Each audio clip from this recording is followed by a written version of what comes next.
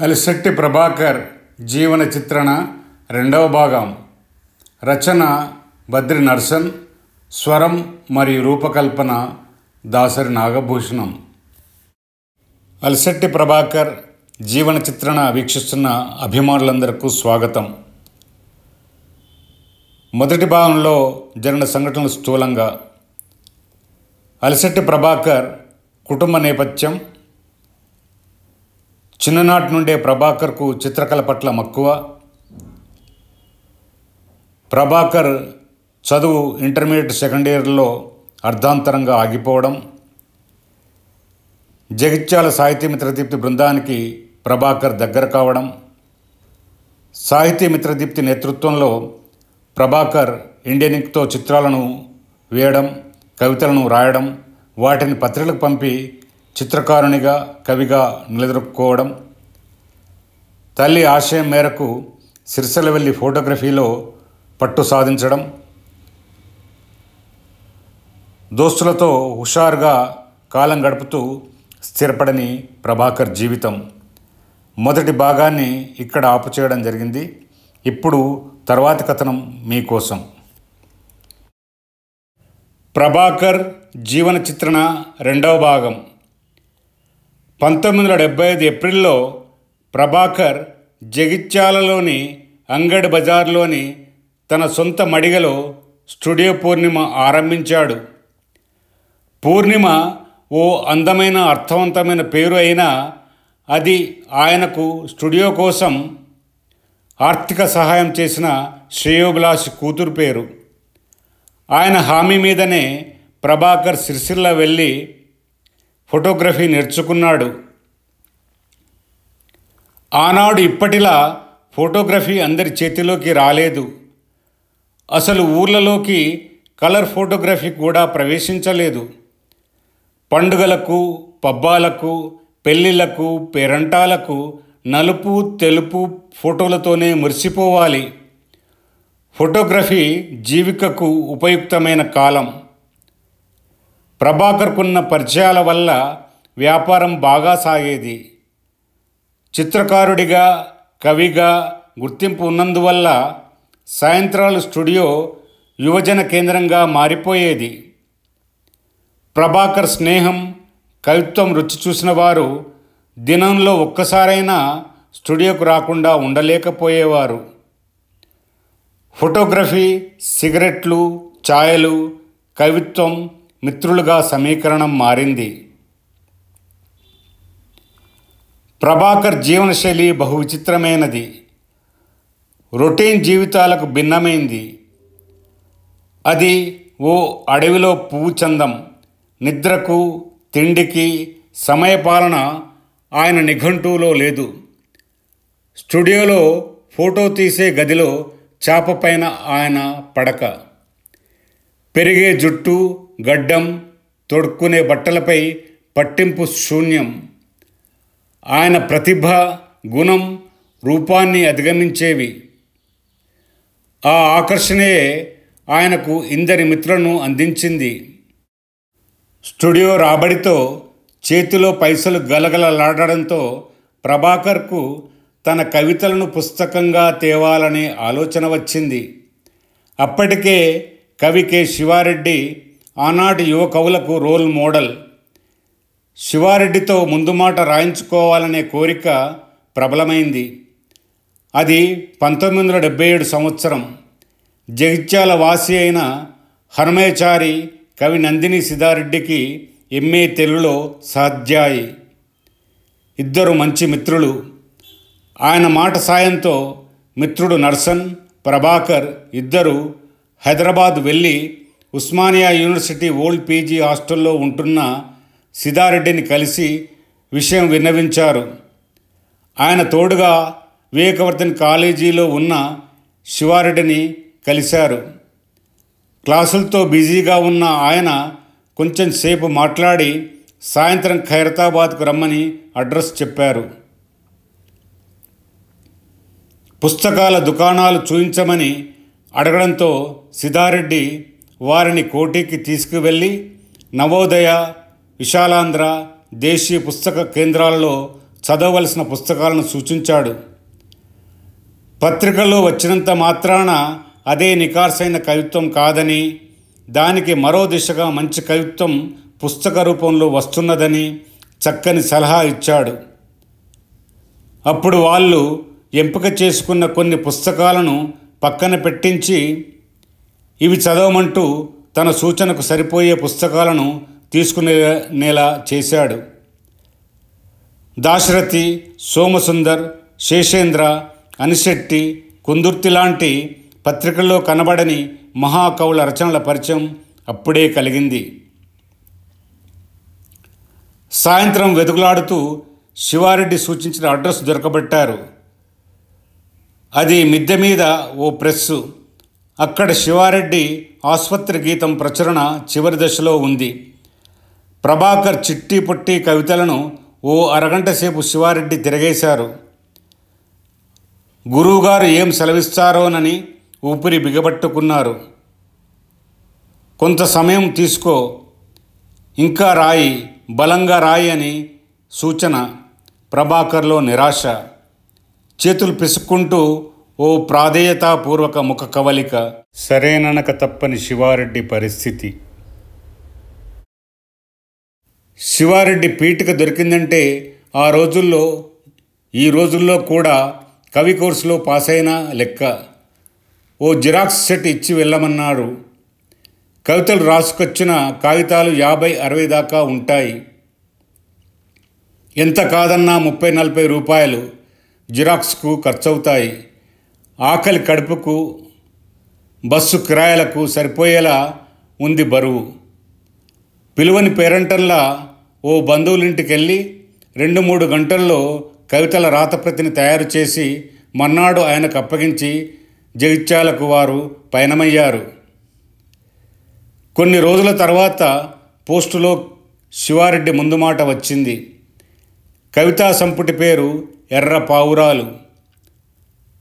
తనకి పదబంధం నచ్చిందంటూ ప్రభాకర్ వేశ్య కవితను పూర్తిగా తన ముందు మాటలో ఉటంకించారు శివారెడ్డి. చివర్లో life long burning in every moment కమ్మని ఉద్బోధిస్తూ ఆయన దీవించాడు. ఈ ఇంగ్లీష్ వాక్యం ప్రభాకర్ జీవితానికి చక్కగా అమరింది. శివారెడ్డి పీఠికలు అన్న పుస్తకంలో ఈ ముందు మాటను చదవవచ్చు. 1977 చివరలో ఎర్ర పావురాలు కరీంనగర్ శారదా ప్రెస్లో అచ్చయింది. పుస్తకాల ప్రచురణలో అప్పటికీ కరీంనగరు కొత్తనే. అందరూ పుస్తక ముద్రణ తమ వల్ల కాదన్న వాళ్ళే. చివరకు ప్రభాకర్ జగిత్యాల మిత్రుల్లో ఒకడైన గౌరిశెట్టి విశ్వనాథం సిఫారసుతో శారదా ప్రెస్ నాగభూషణం ముద్రణకు ఒప్పుకున్నాడు. అదనపు పనిగా ప్రెస్ కార్మికులు రాత్రిళ్ళు కవితలు కంపోజ్ చేసేవాళ్ళు. ప్రూఫ్ రీడింగ్ పని నర్సంది. పుస్తక ఆవిష్కరణలు కూడా తెలియని కాలం. సంపుటి ప్రతులు రాగానే మిత్రులందరికీ పంచడం అదో గొప్ప కార్యంగా అందరూ ఆయన్ని పొగడడం కొన్ని రోజులు ఓ పండుగలా సాగాయి. సమీక్షల కోసం పత్రికలకు పంపినా వాటి జికరు ఎక్కడా కనిపించలేదు. ఎర్ర పావురాల్లోని కవితలు ప్రభాకర్ తపనను, కవితా లక్ష్యాలను, కవిగా ఆయన ఆకాంక్షలను తెరపైకి తెచ్చాయి. ప్రభాకర్కు అత్యంత ప్రాచుర్యం తెచ్చిన వేశ్య కవిత ఇందులోనే ఉంది. తనను నిజామాబాద్ బస్సు ఎక్కించడానికి బస్టాండ్కి వచ్చిన ప్రభాకర్ అక్కడ కనబడిన ఓ మహిళ దుస్థితి చూసి అప్పటికప్పుడు చెప్పిన పంక్తులే వేశ్య కవిత అని నేటి నిజం సంపాదకులు బైస దేవదాసు ఓ చోట రాసినారు. 2014లో ఇంటర్మీడియట్ విద్యార్థులకు తెలుగు పద్య భాగంలో పాఠ్యాంశంగా వచ్చిన ప్రశ్న కవిత కూడా ఆయన తొలి రచనలలోనిదే. ప్రశ్న కవితలో అజ్ఞాతవాసం గావిస్తూ అడుగునే పడి ఉన్న వేళ్ల మాటేమిటి అని ప్రశ్నించాడు. జరుగుతున్న అభివృద్ధిని అవి ప్రగతికి మెట్లు కావు, కుళ్ళిపోతే కట్టించుకున్న బ్యాండేజీ కట్లు అని ప్రకటించాడు. అంకురం కవితలో విప్లవ అంకురార్పణ నెత్తుటి విత్తనమై ఎలా మొలకెత్తుతుందో వివరించాడు. నగర జీవితాన్ని సైతం నగ్నంగా నిలబెట్టే ప్రయత్నం ఆయన కవిత్వంలో ఆనాడే అక్షరబద్ధమైంది. నగరమంతా మెర్క్యూరీ నవ్వులు, పాదర్శన్ నడకలు, నగరంలో మరెన్నో తోడేళ్లుంటాయి, అవి మనిషినేం చేయవు, కేవలం శ్రమను మాత్రమే తోడేస్తాయి. నగరం అర్థం కాని రసాయనశాల, అందమైన శ్మశాన వాటిక, చెక్కు చెదరని మయసభ అంటూ నగర నిజస్వరూపాన్ని ఆవిష్కరించాడు. 1976-77 ప్రాంతంలోనే నగరాన్ని ఇంత నిష్కర్షగా నిలదీసిన ప్రభాకర్ 1983లో అదే నగరానికి వలస వచ్చి తన పద్యానికి తానే ఉదాహరణ అయి ప్రయోగశాల అయి 10 ఏళ్ల తర్వాత కాలం రాక్షస యాత్రలో భాగమయ్యాడు.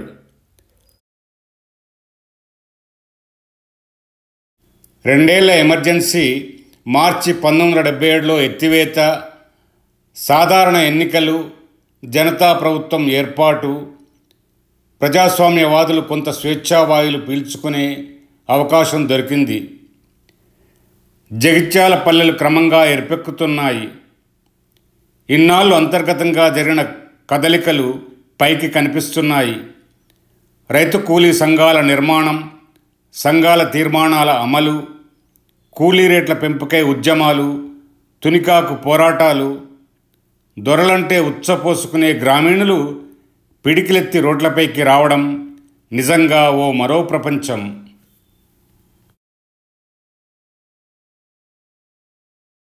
1978లో 9 సెప్టెంబర్ నాడు అన్నలు నిర్వహించిన జగిత్యాల జైత్రయాత్ర సభ జగిత్యాల ప్రజలకు ఓ ఊహించని కుదుపు కాగా, నిర్వాహకులకు మాత్రం చారిత్రాత్మక విజయం.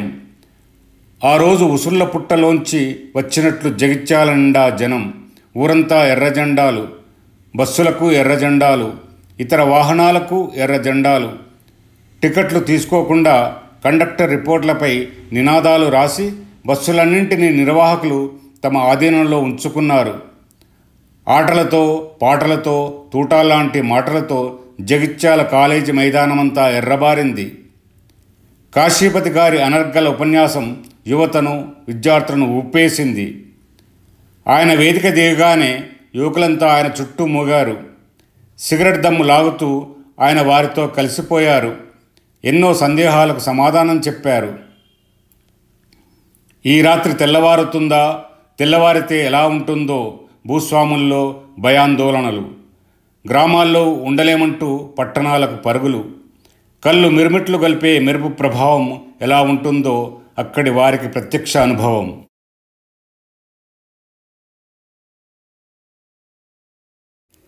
జగిత్యాల జైత్రయాత్రలో ప్రేక్షక పాత్రగానే ఉన్న ప్రభాకర్ను ఆనాటి పరిస్థితులు విపరీతంగా ప్రభావితం చేశాయి. తన అక్షర తనలాటకు ఓ తోవ దొరికినట్లయింది. సైద్ధాంతిక పునాది లభించినట్లయింది.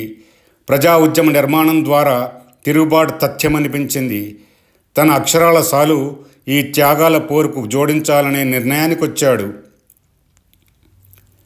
మరోవైపు ఆయన ఊహించని విధంగా ప్రభాకర్ కవిత్వం అడవిని ఆకర్షించింది.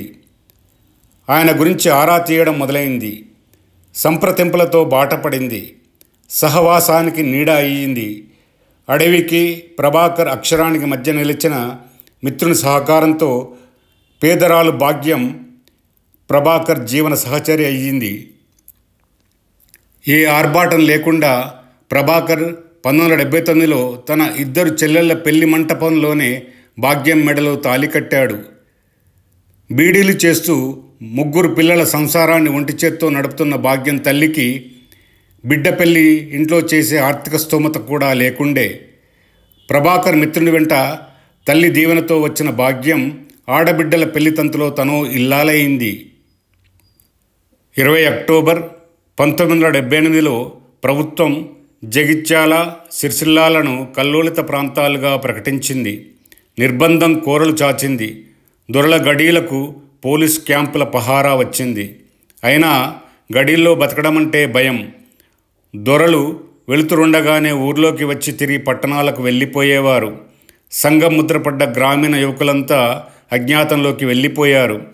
తీవ్రమైన ఉక్కుపాదం, పల్లెల్లో ఆహాకారాలు, ఒకవైపు వర్గశత్రు నిర్మూలన, మరోవైపు ఎన్కౌంటర్లు. భయం గుప్పిట్లో జగిత్యాల. ప్రభాకర్ ఒక సిద్ధయోగిలాగే పరిస్థితులకు జంకలేదు. ఆయన కవిత్వంలో చేవ తగ్గలేదు, అక్షరం బెదరలేదు. ధైర్యవచనాలకు సమయమిదేనని బోధపడింది. కొమ్మ ఉండి ఊగని, కొలిముండి మండని, ఎందుకీ జీవితాలని ప్రశ్నించాడు. ఏ రోడ్డు, ఏ ఇల్లు, ఏ మనిషిని చూసినా భయాన్ని కక్కుకొని పిరికితనపు విరేచనాల్లో పొర్లాడే అసహ్యకర వాతావరణం. థూ అంటూ ఈసడించాడు. చరిత్రకు రక్తపాతమే ఉపోద్ఘాతం, చరిత్రకు చెమటబట్టే ఆధారం, చరిత్రకు ఆకలే ప్రేరణ అంటూ సమకాలీన చరిత్రకు కొత్త అర్థం చెప్పాడు. జగిత్యాల సిరిసిల్ల సరికొత్త ఆయుధాల్లా క్షణక్షణం గుండెల్లో తలుక్కుమంటూ పెత్తందారుల నిద్రను చిత్రవద చేస్తున్నాయన్నాడు. ఇంకా తెగించి, అడవి కడుపులో రగిలే ఓ కార్చిచ్చు, ఒక్కసారి ఈ నగర పొలిమేరల్లోకి రా, దయచేసి దహన సంస్కారం చేసిపో అని ఆహ్వానించాడు. నగరంలో కూర్చొని ఏమైనా రాయొచ్చు. తుపాకీ మన మీద ఉన్న జగిత్యాల నడిబొడ్డును నిలబడి పై పదాలు నినదించడానికి ఎంతో గుండె ధైర్యం కావాలి. తలుపులు బార్లా తెరిచిపెట్టి ప్రమాదాన్ని కౌగలించుకోవడానికి ఎంతో తెగువ కావాలి. సహనం, సాహసం నిప్పుల మీద కాలాన్ని ఫలంగా వండుకుందాం అన్న ప్రభాకర్ తెరవాల్సి వచ్చినప్పుడు పెన్నును మూసేసే కవి కాదు, ఆయన యుద్ధ కవి, ధీర కవి. తన రెండో కవితా సంకలనంగా మంటల జెండాలు మరియు చురుకలు అనే ద్విపదలు 1980లో వెలువరించాడు. చురకలు ప్రభాకర్ సామాజిక రాజకీయ వ్యంగ్యాస్త్రాలు. ఎంత సూటిగానైనా రాయడానికి వెనుకాడని లక్షణం వీటిలో కనిపిస్తుంది. ఈ చురకలను ఆయన పుస్తకంలోనే కాకుండా జగిత్యాల వాసులు ఊరు గోడలపై కూడా చదువుకున్నారు. న్యాయాన్ని ఏకీలు కాకీలు విరగొట్టగలవాడే వకీలు, ముచ్చటగా దేశాన్ని కొల్లగొట్టేది ముగ్గురే, మినిస్టర్లు, సినీ స్టార్లు, క్రికెట్ ప్లేయర్లు. కొందర్నే కాల్చగలదు గన్, ఎందరినో మండిస్తుంది స్లోగన్. ఎంఏ పిహెచ్డీలు అయితే ఏం లాభం, ఏ ఎమ్మెల్యేకి బామ్మర్దివైనా ఉపయోగం. హైదరాబాద్ అంతా పిండితే చిక్కని పాలు బంజారా హిల్స్ లాంటి చురకల్ని గోడలపై ఎక్కించేందుకు ప్రగతిశీల విద్యార్థులు ఉరకలు వేసేవారు. పత్రికల్లో ప్రభాకర్ కవిత్వానికి విశేష ఆదరణ లభించసాగింది. ఆయన రచనలోని సూటిదనం, సరళత, స్పష్టత సాధారణ పాఠకుని సైతం ఆకర్షించడం వల్ల పత్రికా పాఠకుల్లో ఆయనకు ప్రత్యేక గుర్తింపు ఏర్పడింది. పండుగల ప్రత్యేక సంచికలలో ఆయన కవితలు ఓ ప్రత్యేక ఆకర్షణగా ఉండేవి. ఒక్కో సంచికలో 2-3 కవితలు సైతం అచ్చయ్యేవి. దీపావళి ప్రత్యేక సంచికలో ఓ వారపత్రిక చురకలను అదే శీర్షికతో మధ్య మధ్యలో 10-12 దాకా ప్రచురించింది. కవిత్వాన్ని పరిమిత చదువరుల నుండి పాఠక మార్గాన్ని పట్టించి కవిత్వ పరిధుల్ని బద్దలు కొట్టించినవాడు అలిశెట్టి. మంటల జెండాలు, చురకలు రెండూ 1980 మే నెలలో నూజివీడులో జరిగిన ఆవిష్కరణ సభలో విడుదలయ్యాయి. ప్రభాకర్ తన పుస్తకాలతో కృష్ణా జిల్లా నూజివీడుకు పోవడానికి కారణం ఎంవీఎల్కు ప్రభాకర్ కవిత్వం పైనున్న విపరీతమైన మమకారం, అభిమానం. ఇంతటితో అలిశెట్టి ప్రభాకర్ జీవన చిత్రణ 2వ భాగం పూర్తయింది. మొదటి భాగం లాగానే దీన్ని కూడా ఆదరిస్తారని ఆశిస్తున్నాను. ఈ వీడియోను వీక్షించిన అభిమానులందరికీ నా వినమ్ర ధన్యవాదాలు తెలియజేస్తూ అలిశెట్టి ప్రభాకర్ జీవన చిత్రణ 3వ భాగంతో త్వరలో మీ ముందుంటాను. సర్వదా మీ క్షేమాన్ని ఆశిస్తూ మీ దాసరి నాగభూషణం. ఈ వీడియో నచ్చితే లైక్ చేయండి, షేర్ చేయండి, మరి మీ అమూల్యమైన అభిప్రాయాలను కామెంట్స్లో తప్పకుండా రాయండి. అలాగే ఛానల్ను సబ్స్క్రైబ్ చేసి ప్రోత్సాహాన్ని అందించండి.